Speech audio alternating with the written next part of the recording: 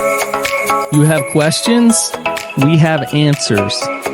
Welcome to the Therapist Question Box with your host, Miss Lindsay Schiss.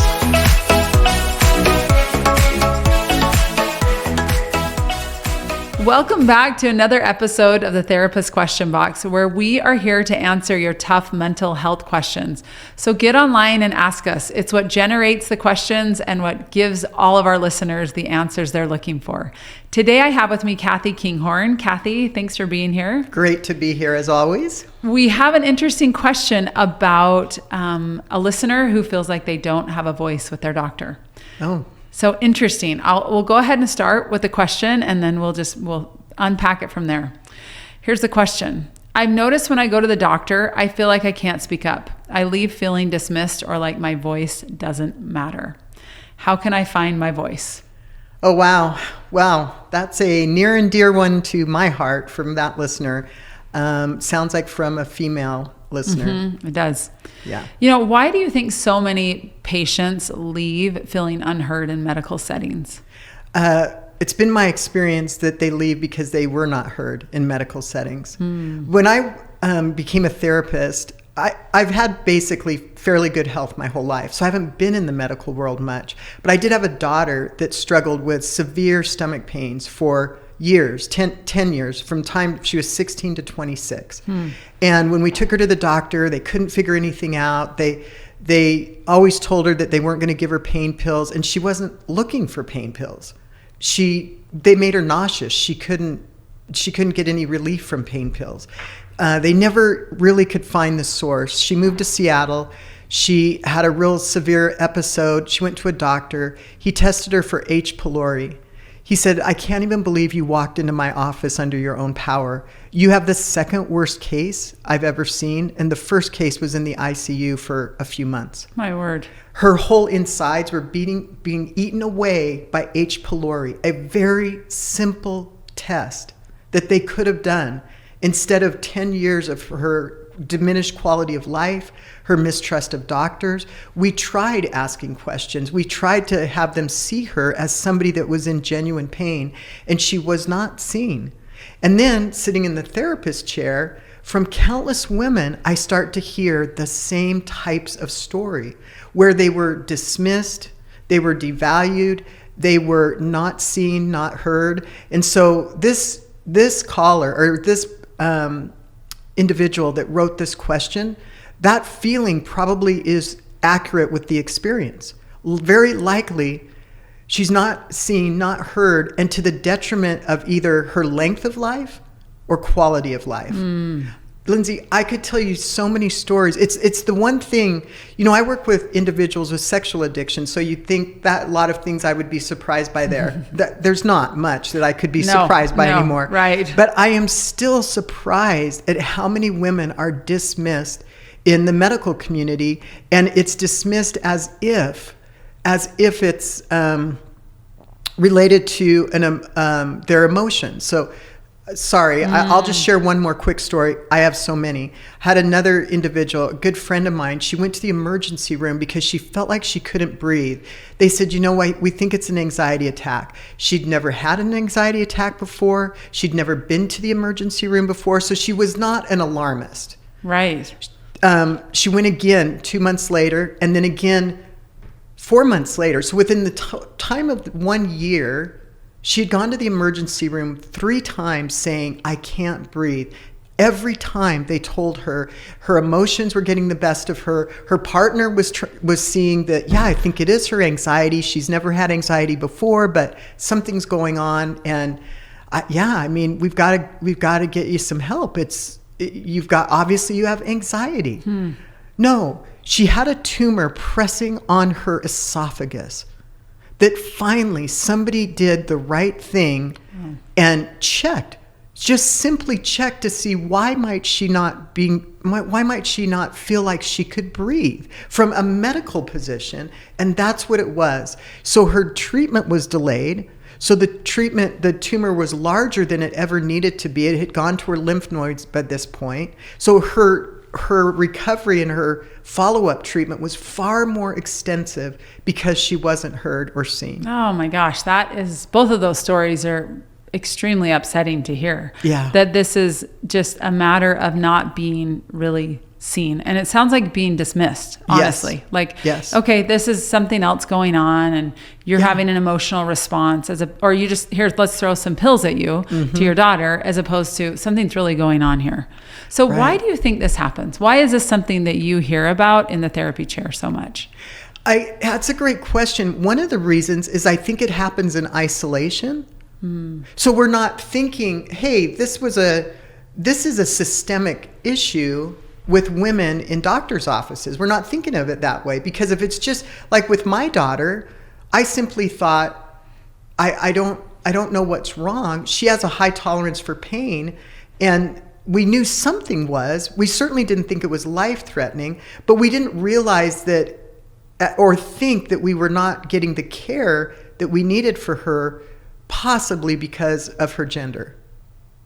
Really? So that's what you believe it comes down to, is that it's a gendered issue, that this happens more to women than men? Yes. Why do you think?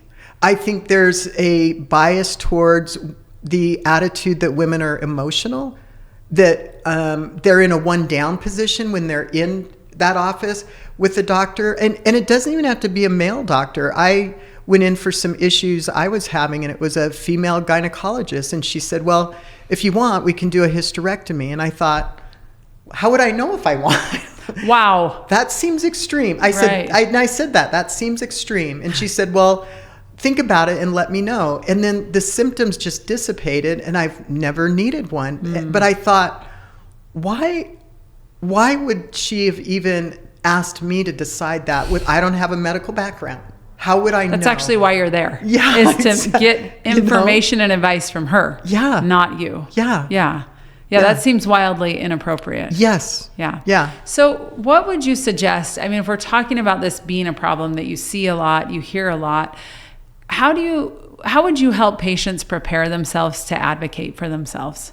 Yeah, it's a great question. I think just getting the word out. Like, I would love to do some research on this. I'll just tell our audience right now, if you've been in a doctor's office and you feel like you haven't been seen or heard and want to shoot me an email, my email's Kathy@therapyutah.org, because this listener obviously really triggered for me an emotional topic that I feel strongly about. I genuinely think if as women we can kind of unite and say, hey, wait a minute, this was not an isolated incident. And then we are better informed. You know, there's a lot of great things about social media where we can say, this doctor cared about me. I felt heard. Now I'm going to go tell everybody in my network that I felt heard, I felt seen, because there's a lot of amazing doctors out there. We met Dr. Blake with Blake Family Medicine, and he is a fantastic clinician that cares about his clients and takes time with them. Yes. Yeah. And I think that is the key is understanding, okay, if I have a doctor that I don't feel like cares and takes time with me, it's maybe time to find somebody else. Yeah. To advocate for yourself, to say, this isn't working. I don't feel seen and heard. And I'm not going to keep coming to a doctor where I don't feel like my needs are met. Or they're saying, you know what, it's probably something else, or it's emotional, or here's some pills. But to really go, I deserve care and my needs matter. And my symptoms are real. And so I honor myself in those ways, and I do something about it. Yeah. Absolutely. I mean, again, just going back to my daughters, at one point we were in the office and the doctor asked her, he said, well, your gallbladder looks fine, but we could take it out if you want. How would we know that? And why are we taking it out if it's fine? Right. So we were so sense. confused. But at that point, Lindsay, to what you just said, we should have said that attitude and that course of treatment doesn't work for us. That's not okay. But why do we have a hard time doing that? Why do we have a hard time saying, you know what, that doesn't make sense. When you said the gallbladder's fine, let's go ahead and take it out. That actually sounds like the opposite. Yes. What are we doing here? Right? Like, why do we have a hard time doing that? What is it? Is it that they're in a position of authority and we look at doctors as these, like what is it? I think there is a deference to authority. And I think now in the rising generations, that's shifting. But when you're alone in a room And you're in that position where it feels like they have more authority over your body than you do. I think that people pleaser part can come out. I think that compliance part can come out. I think a lot of our story and the belief about, do we matter? Should my voice be this loud or this loud? All of those things prevent us from sticking to what's real right now. Yeah. Absolutely. What's real right now? And we've got a lot going on. When you hear something like that, you're processing it in real time, right? You have your own story. So there's a lot that goes into this. It's not just, people are weak and they're not sticking up for themselves. There's a lot of emotion. There's physical things that are going on. There's a lot going on. So to give ourselves some grace, that's what I'm hearing too for this listener. Like, give yourself some grace, because there's probably a lot going on. And there's some stories around how you interact with doctors and how they show up for you that needs to be taken into consideration as well. Absolutely. And I think it's okay to even take somebody with you into the appointment. Now, obviously, that's a really private part of our lives. So it's a pretty short list of who you might just be having tag along, right? Right. But that support right there in the room, especially somebody that has that trust level that you would invite them into the room, you're going to be at your most confident. In that moment. My friend's here, they've got my back, or my partner's here, they've got my back, my husband, my whoever. My confidence will go up just knowing they're here and present. And I think it allows the doctor to see you through a different lens. Like, it can allow you to take some breaths, and I think you can also just take notes while you're in there and ask for the doctor, how did you come to this conclusion? Based on what I've said, how did this conclusion happen? Just briefly walk me through it. Yeah. And if it doesn't make sense, just let the doctor know, okay, this part of what you said, I got. This part didn't make sense. I need to spend more time just for you to allow me to hear how this part makes sense. Yes. I actually love that, because what it does is slow things down. Yeah. There's a lot of medical jargon being thrown sometimes at you, and again, emotions are high. There's a lot going on. So to slow things down and say, actually, this part made sense, that part didn't. Can you tell me that again? Right? We spent a lot of time in hospitals growing up with my mom and my little brother, and I remember that I felt this like need to be an advocate for them. And here I was like a teenager, right? But I felt this need. And it was interesting how I was received by doctors. Some doctors were very respectful. Like, I'm a teenage girl. I mean, I don't even know what I'm doing at this point. But for whatever reason, I felt like I needed to advocate on their behalf. And it was interesting. And as you were talking, I'm reminded at how I was treated. Some doctors, it didn't matter that I was 15 to 17 years old. And they were like, no, she cares and she's listening and she wants to be an advocate. So we're treating her with respect and dignity. Yes. And then I had others that it was the exact opposite. Like, who are you? You don't know what you're talking about, and just dismiss me. So it's interesting because sometimes we can do our part, but we can't control how they respond to us. Right. And so how would you say, what would you say is a way for a patient to successfully advocate for themselves? Or maybe it's, again, like I was, somebody supporting a patient. Yeah. What would you say that might look like? I think just to acknowledging before you go in the room that you may have to advocate for yourself. Because the presumption is, oh, good, I've gotten into this doctor's office. I need their help to solve this problem. So I'm just going to listen and have them solve it for me. But if you go in going, I may need to advocate for myself, what am I comfortable doing? Because it's going to be different for all of us, right? Some of us might advocate by saying, hey, I understand this is a 15-minute appointment, and I'm going to need the last 5 minutes of it to have time to ask questions. I love that. So that might work for somebody, where somebody else might again, they might just take notes and say, and have follow-up questions before anything moves forward. If you don't have time today to answer these questions, I'd like to know before a decision's made that they will be answered. And so you hand them the notes that you want answers for. So there's lots of different ways, but just putting yourself in that mindset of, I might need to be my biggest advocate here. I love that idea, that before you even go in, that you kind of have an idea. Like, I might need to be an advocate. In fact, most likely you will be. Yeah. So plan on it. And be willing to sit in some discomfort if you need to slow some things down and ask some questions. But I love that idea of kind of being prepared that I need to be my own best advocate. I will say that over and over again.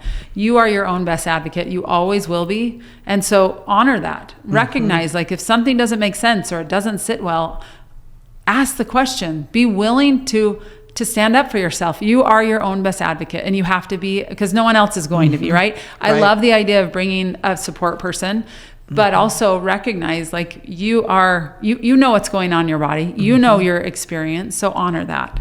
Right. Yeah. I mean, really, you look back and like I said, it's so surprising how many women go through this experience alone.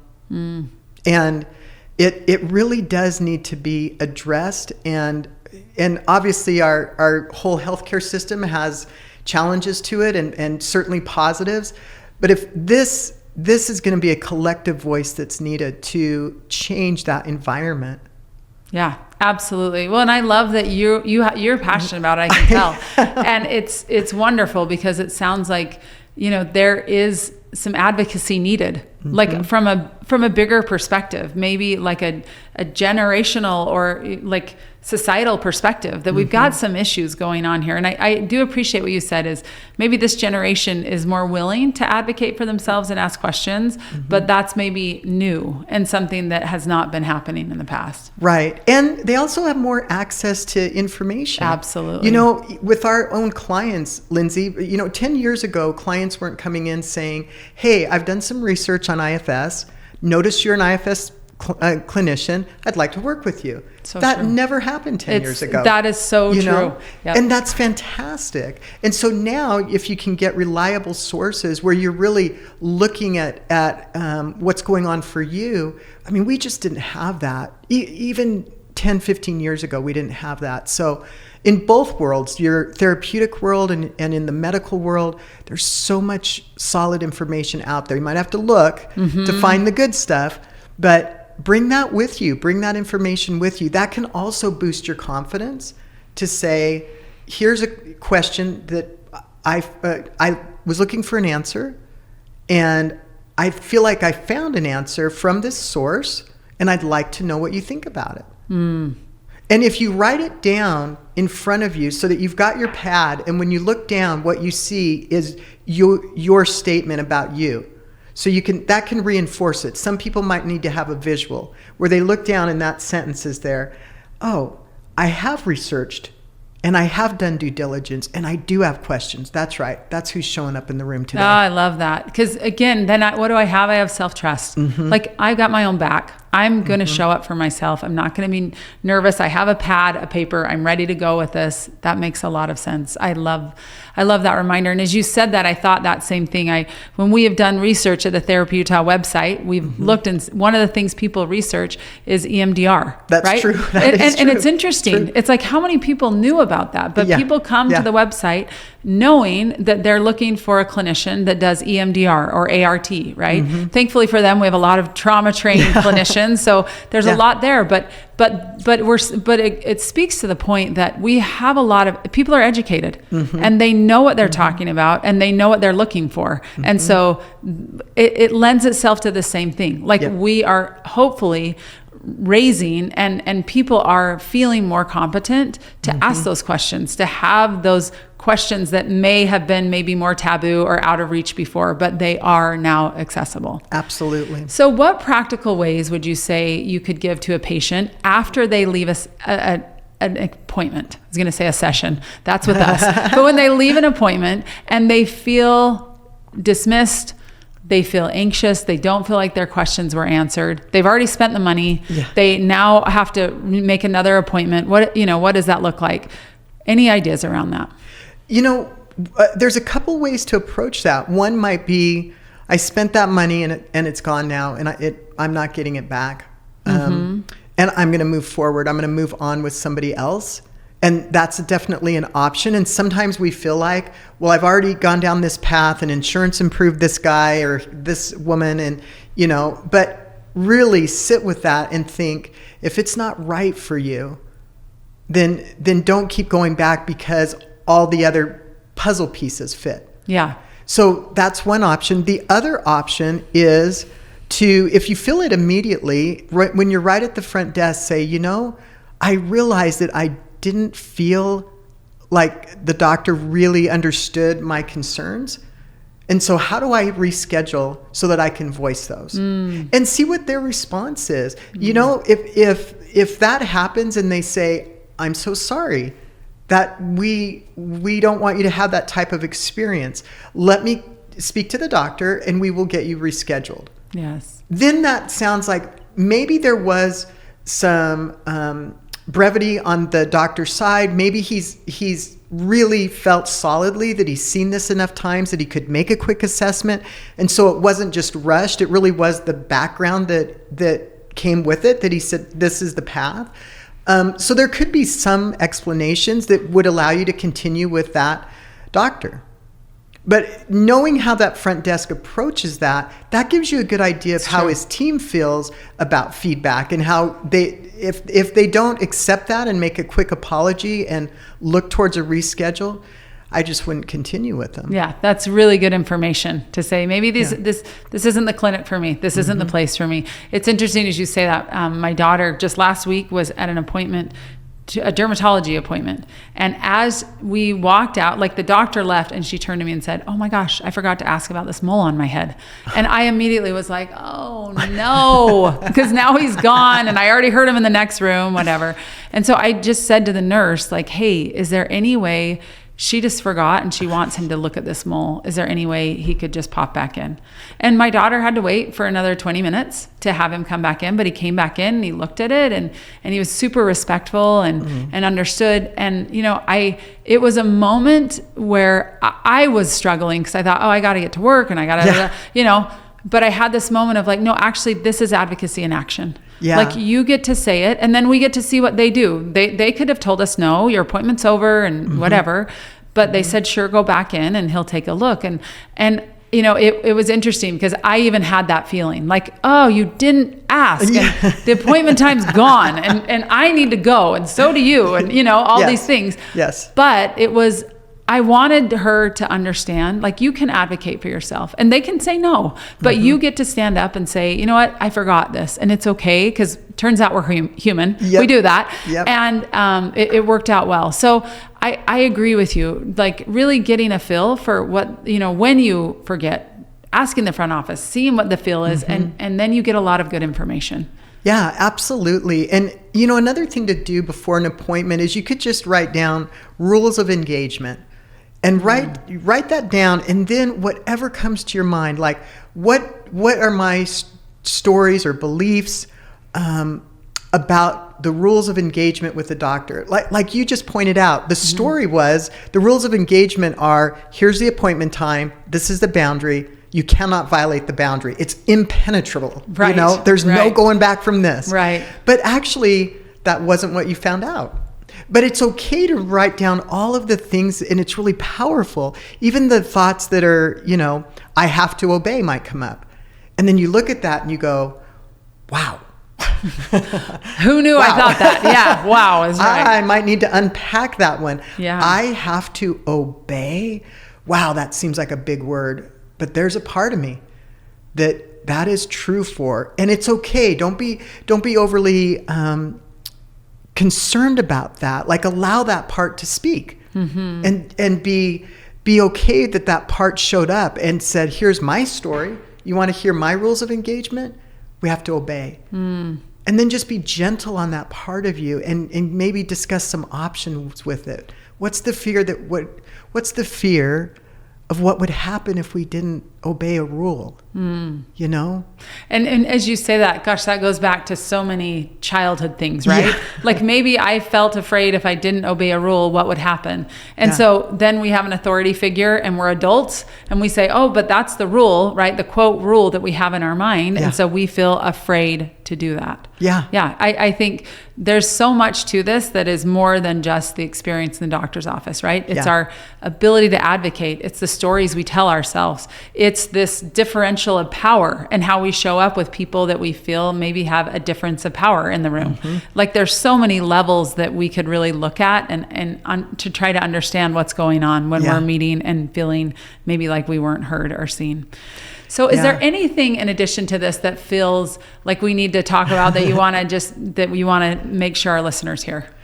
What a great topic. I guess I will mention one other thing, going back to my daughter. She called me from Seattle and she said, Mom, would it be weird to write a thank you note to the doctor? Because he really changed her life. Her quality of life had so diminished by that point. It was life-saving and it was life-changing.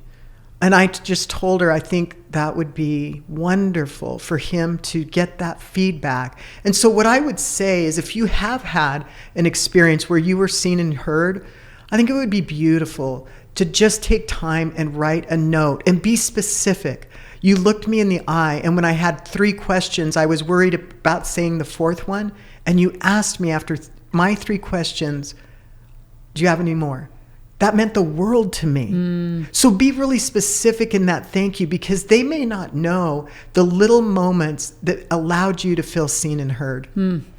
I love that. I think we could get so much better at that to say thank you. You're actually great at that. You write thank you cards, and I have appreciated getting those from you. So I love that you told your daughter, write them, be specific. Yeah. People appreciate that, and it means something to them. Yeah. Well, I love the reminder of this conversation that, having a doctor's appointment that doesn't go like you had planned doesn't mean you're destined to have lots of horrible experience with medical providers, but that it's a skill that can be learned. And that it's something, when we learn how to advocate for ourselves, it doesn't mean we're being rude. It doesn't mean we're being pushy. It's honoring ourselves and our experiences.